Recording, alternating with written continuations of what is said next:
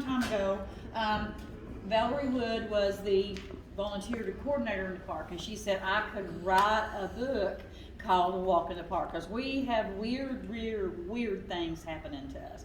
Any nature place does have weird things happening to them. They call and they say, well, Rhonda, can you come and get some bear off of my property? I thought, no, I really can't get bear. Congratulations that you have bear. She said, well, how do I get them away? I said, well, just what are they after?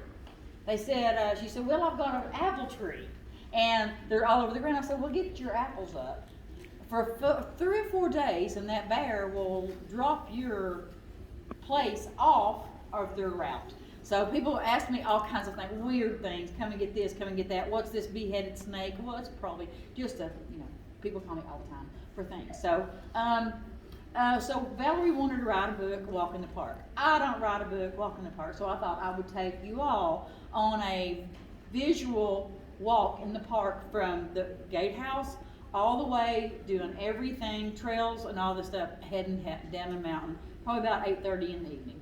So, walk in the park. And thanks to all my photographer friends, I don't take pictures. I just holler up all my volunteer people that has real cameras, and then say, hey, I need this. So that's all the pictures that come to be. Last year was our 50th anniversary. And I remember when the park opened, I was 13 years old, and I said, oh, I'm going to be a ranger living in that fire tower. I don't want to live in the fire tower anymore, but I did when I was like 13. So this is Waya the wolf. He's an amazing creature. He's since gone. It's a 2003 pack. 2003. So that was our logo for this past year.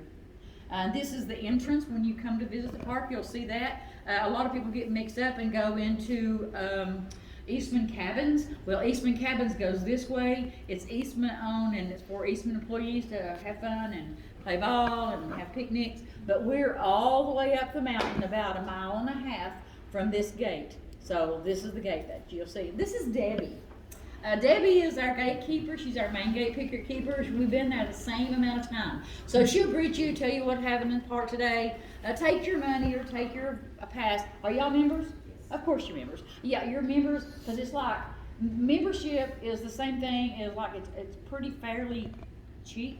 $30 for 2 people to come in, and you can come in every single day and do everything.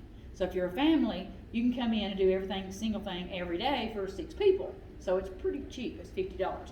So she'll either take that. So as you're driving up, it's a beautiful day. You'll see, right now we're seeing 40 or 50 flock of turkeys. And you'll go up about 1/4 mile and you'll see another big flock of turkeys. So they're getting into they're flirting right now. They're going to really run across the road. They really won't get out of your way. You just have to sit and wait on them. A little bit, you just have to sit and wait. And they will not get out of your way. And this is a beautiful drive up the road. A long time ago, before they put this rail in, it was rocks all along the way as a guardrail. Of course, all the rocks went away. They pushed them down the mountain when they made the new road. So the guardrail went up. But it's still beautiful. So when you're driving up around, you're going to see the dam, a 30-foot sandstone dam on your left. This is we held water in Kingsport, 1915 and 1917. They built this dam, and it was completely done in 1917. But what you don't see is walk across the road and go down Dolan Gap, or then ends up at that gatehouse kind of over there. So that's where the water flows, and there was water pipes at one time that taking it to the city. So that kind of stopped in the early 30s, and the water turned off completely, taking water to the city in 1951, because we had a new water department. So this is the old, this is 1958. There was a cabin exactly like this. Before that, that was the first resident caretaker's cabin. So it was a one-room cabin when I first worked there, and they've since done, you ought to see that on the inside. It's carpeted and got a heat pump in it and got all kinds of stuff. So that's day camp cabin right now, but it still looks like it was built way long ago. And this is just what we see when we're driving to work every day, and what you see when you're hiking the park. All kinds of stuff. You see babies nursing mothers, and that happens in about late May and June. So June has a lot of deer everywhere, and of course our deer are not afraid of anything because, you know, they're not watching out for hunters or anything. So they're just walking around, and the babies are there and nursing their mamas.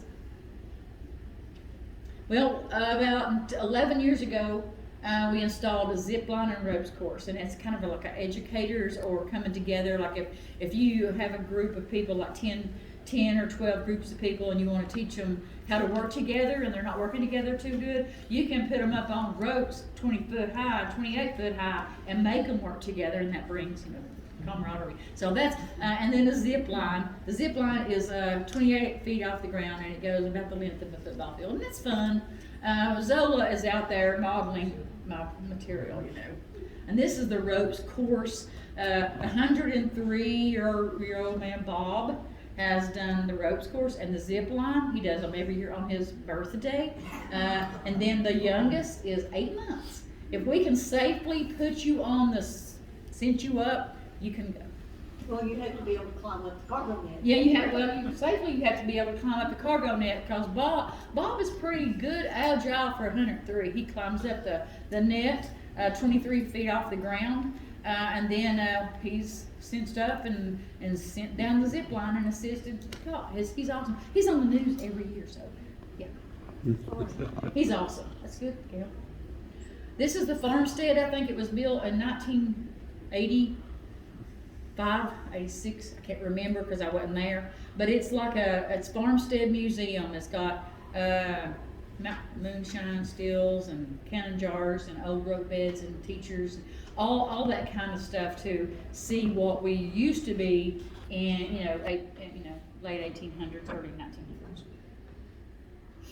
And this is when you're walking down the hill to go into the Nature Interpretive Theater. That was thought of and all that stuff in 1968 by the Audubon Society. So that really, we need to keep it as a nature center, not build all kinds of campgrounds and golf courses and all that stuff. So we have it as a nature interpretive center, and that's our center built in 1970. It opened in 71.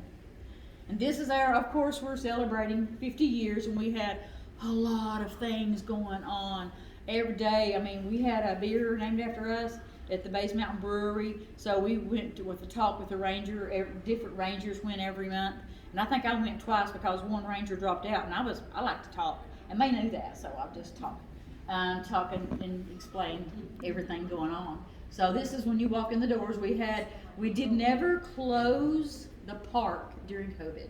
We closed the doors, and then after a while we had directions of how to walk, but we never closed the door, the trails.